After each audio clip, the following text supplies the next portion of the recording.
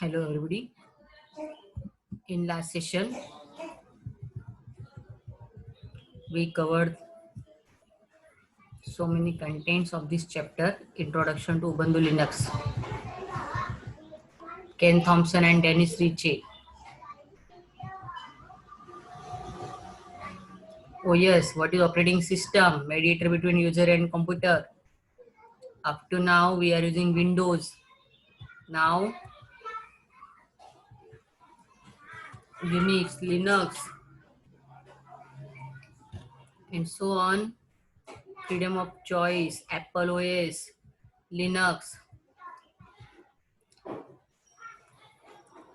These all are simple operating system.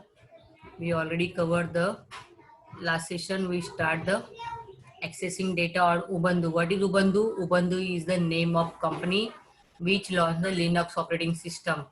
A computer system may have many storage devices, also removable devices, may it inserted or attached, removed at any time. Each device has its own file data type. We started this topic at last session. A device that can be multiple partition like a hard disk has a separate file system on each partition. How does one access this file system? Operating system like Microsoft Windows, again separate drive later like C, D, E, etc. to each file system. However, Linux and other Unix like system have a single file system tree starting with the root directory denoted by the file system. We may access any other file system by mounting it on any existing directory. The directory is called a mount point. Directory, you know very well what is directory. In Windows, we are saying directory to this. Right click, new folder. This is a directory. Now, mount and unmount. Once mounted, the content of that file system appear at the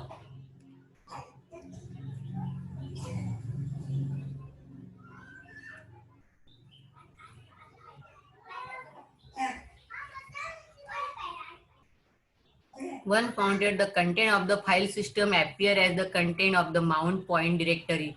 If the mount point previously contained some content, mount point previously contained some content, means if there have some content before it, files and subdirectory, they are masked, hidden for the duration of the mount. Now we may access the content of that file system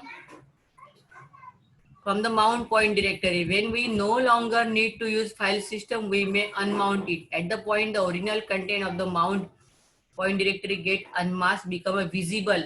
Mask means hide and unmask means visible. This process is depicted in figure 6.6, 6.7, 6.8, 6.9. See, this is a root directory. D1, D2 is a directory. In D1, F1 and D3. D3 is directory, in F1 is a file, F2 is also file. In D4 directory, there is D5 directory and F5 file. Same way, in D3, there are 2 directory and 2 file. Are you able to see? Same way, this is root directory. There are DX and DX6. 2 directories are there. In DX, there are 2 directory, 2 file. In DX6, there are 1 directory, 1 file. See, main directory, root directory, subdirectory, again subdirectory, subdirectory, another last directory. After mounting, root file system, these are the root file system, F1, F2, D5, main. Now, see, DX1, DX6. Now root, D1, D4. See, D1, D4. In D1, F1, D3, F2 as it is, D5, F5. In it, they are containing this DX and D6. See, these contents are available here.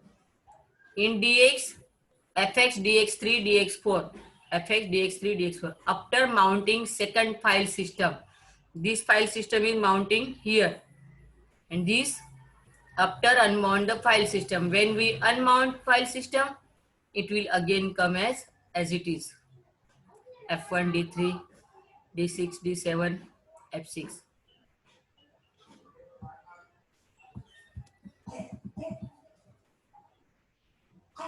See, all the explanation is given in this paragraph.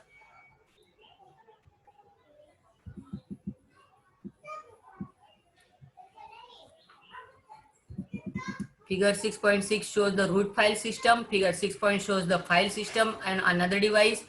Figure 6.8 shows the situation after mounting the file system of figure 6.7 onto directory D3 of figure 6.6, the original contents of D3. Masked and unmasked. This is all the explanation of these figures. See, this is our, we familiar with it. Desktop, contain, document, download. This in generally we are saying this it folder. GUI for viewing file system, graphical user interface for viewing file system. The file system can be unmounted by the clicking on its content. Unmounted, I want to open this, just double click on it. It may mounted again when the user tries to access it again next time. The root file system cannot be unmounted. Root file system, that means which we saw slash. This is not unmounted. Double click on it, it will appear. Double click on it, it will appear like this.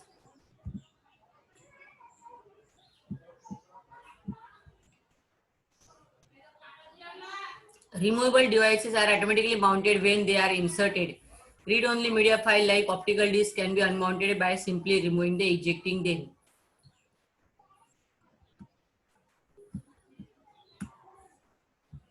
So this is all mounting, unmounting. Insert pen drive, insert hard disk, see your files, remove your files, double click on that file, see the content of that folder, folder, whatever you have.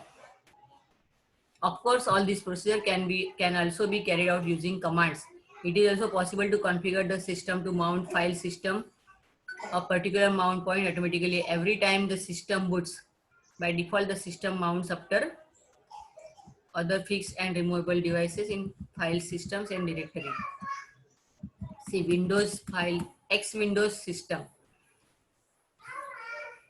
Linux, like other Unix system, uses the X Windows system for graphics.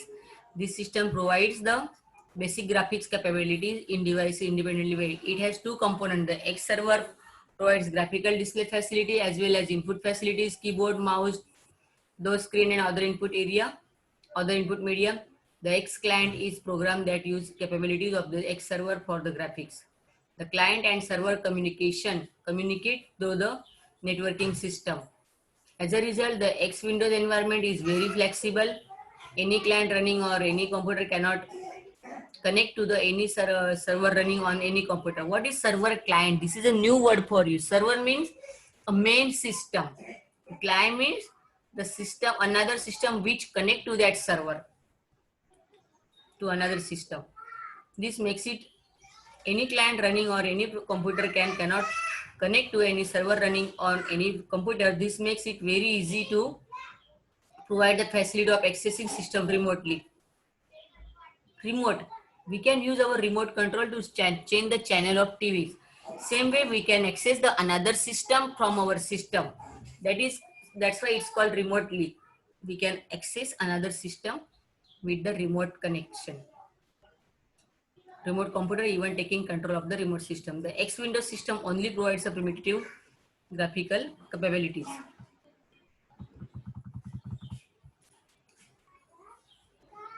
It's okay. Unlike most another operating system, Linux provides us multiple virtual screens to work with. Virtual screen. That means we cannot work directly on that system, but we can connect from our computer to that computer screen and we can access that computer from our system. It's remote, but Linux provides us multiple virtual screen. We have this computer. When we install a Linux, we have a different screen. We have access 12 different virtual screen together. Underline this line. Forgot my previous words, but now underline this line. We have access 12 different virtual screens all together. This can be accessed by pressing the shortcut keys Control Alt F1, Control Alt F2, Control Alt F3, etc.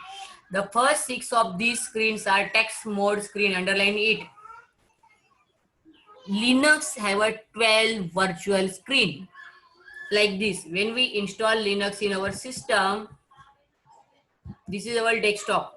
Same way we are using total 12 desktop with the help of Linux. First 6 desktop are text editor, are text mode screen, while the next 6 screens are graphics mode screen. By default, the login process is started on the first 6 text mode screen. So we may start working by providing username and password.